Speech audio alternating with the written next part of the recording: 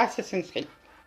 Donc je pense que tout le monde connaît la licence. Donc là, tout est parti de l'Assassin en Campichené. Donc le jeu de base était censé être un Prince of Persia. Sauf qu'au final, ça a décidé de devenir une propre franchise que Ubisoft s'est occupé de faire avec Assassin's Creed 1, Assassin's Creed 2, Assassin's Creed 3, Assassin's Creed Black Flag, Assassin's Creed Brotherhood, Assassin's Creed Unity. Je vais pas tous vous les citer, mais bon. Donc du coup, bonjour à toutes et à tous, c'est moi Johnny et aujourd'hui on se retrouve sur une nouvelle vidéo où si vous êtes intelligent et si vous l'avez compris, on va parler de Assassin's Creed. Donc Assassin's Creed c'est quoi? C'est un jeu d'infiltration à la troisième personne. Donc on contrôle un assassin. Donc moi par exemple je vais surtout parler du 1 puisque je l'aime bien. Et peut-être après je ferai une review sur le 2. Donc du coup on contrôle Altaïr de... Donc du coup tu contrôles Altaïr Ibn Lahad. Ibn Lahad. Donc ça signifie fils de personne. Ah non, en fait tu contrôles Desmond Miles qui lui-même contrôle Altaïr de Lahad. Donc du coup il a 25 ans, il pèse 77 kg, il mesure 1m82, on ne connaît pas sa nationalité, il est né dans les années 1991. Donc ses mois d'études c'est juillet, août, septembre. Et son histoire personnelle c'est en gros on ne sait pas grand chose de lui. Et des assassins pour lesquels il travaille. Donc du coup, ses traits de caractère, c'est il est discipliné, déterminé et intrépide. C'est pas du tout comme si j'avais le manuel sous les yeux et que j'étais juste en train de vous le lire. Pas du tout. Ensuite, pour le sujet 17, donc Desmond Miles. Donc lui aussi, il a 25 ans, il pèse 77 kg, il mesure 1m82. On connaît même son groupe sanguin de type A+. Donc sa nationalité, il est américain. Et je vais pas vous faire ses traits de caractère, c'est un petit peu trop long. Alors, il est indépendant, introverti et sur la défensive. Desmond Miles s'accorde un fils malin sa conscience, il a eu des parents très protecteurs qui le gardaient dans la cocon de sa communauté. Et c'est donc c'était dans son intérieur. Il a passé ses 9 dernières années loin des grandes villes et de la civilisation. Il dissimule ses pensées et ses émotions derrière un mur de sinistre. Ok. Donc du coup, maintenant que la présentation des personnages sont faits, donc du coup, l'histoire, le nerf de la guerre, comme je puis le dire. Donc du coup on contrôle Desmond Miles qui s'est fait kidnapper par les Templiers. Donc du coup on fera la connaissance de Lucie et du professeur... Oui, je feuille le manuel. Du professeur Warren, je crois. Docteur Warren Vidic. Donc du coup le docteur Warren Vidic doit nous utiliser pour accéder à la mémoire de notre ancêtre et du coup accéder à une certaine information que je dirai plus tard. Et pendant que nous sommes en train de faire nos assassins, on découvre quelques petits trucs. Par exemple, les assassins, c'est quoi? Alors les assassins, c'est un groupe visant à défendre la liberté tandis que les Templiers souhaitent opprimer la population. Donc bon, difficile de dire qui est les gentils, qui est les méchants, car pour les assassins, c'est liberté, liberté, liberté. Alors que pour les Templiers, c'est opprimer la population pour pas qu'il y ait le chaos. Et donc du coup, le point. Et donc du coup, on commence avec Altaïr de... Je redis le nom puisque j'ai déjà oublié. Altaïr Ibn Lahad, fils de personne. On va appeler Altaïr fils de personne. Et donc du coup, on sera dans une mission avec 2 autres assassins où notre but sera de récupérer la pomme d'Éden. Donc du coup, Altaïr commencera par assassiner un dieu, ce qui est pas sympa puisque les assassins ont comment ça s'appelle, un credo. Donc le premier, ta lame ne versera pas le sang d'un innocent. Le deuxième, tu ne mettras pas en danger la fraternité. Et la troisième, c'est par rapport à rester discret, je me rappelle plus du nom exact. Donc du coup, le premier trait, il le bafoue. Clairement, c'est du viol. Et en plus, sans consentement. Après, du coup, il s'infiltre, il voit Robert de Sablé. Il l'attaque de face comme un abruti. Donc du coup, il se fait défoncer.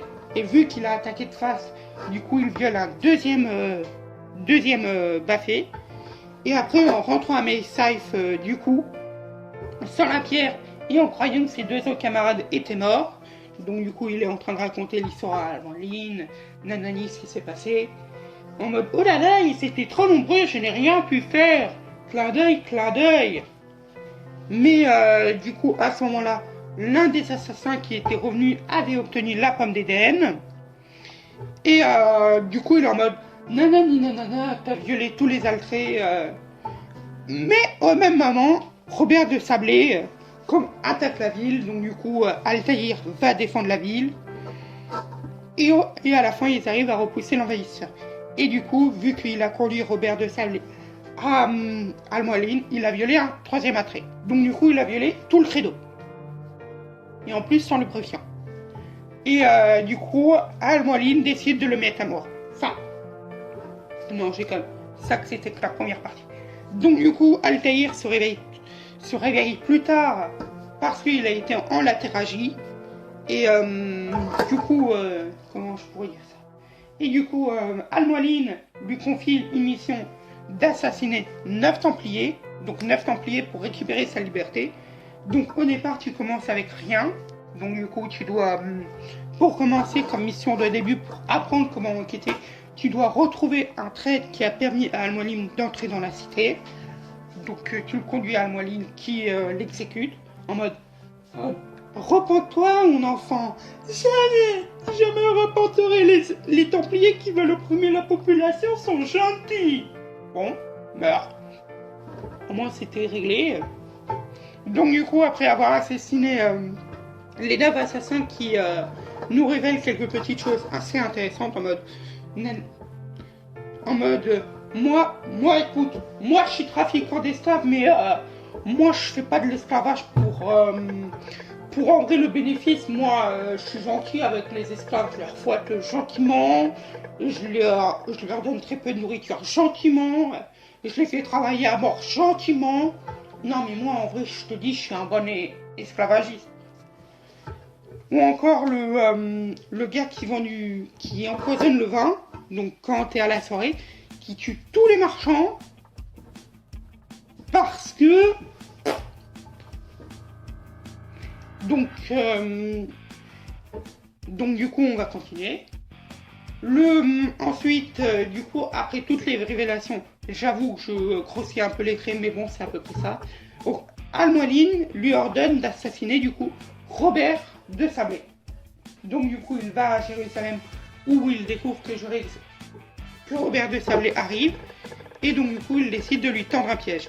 Donc du coup il l'assassine, mais il découvre ensuite que ce n'est pas Robert de Sablé, mais en fait quelqu'un qui se faisait passer pour sa doublure, je crois Maria.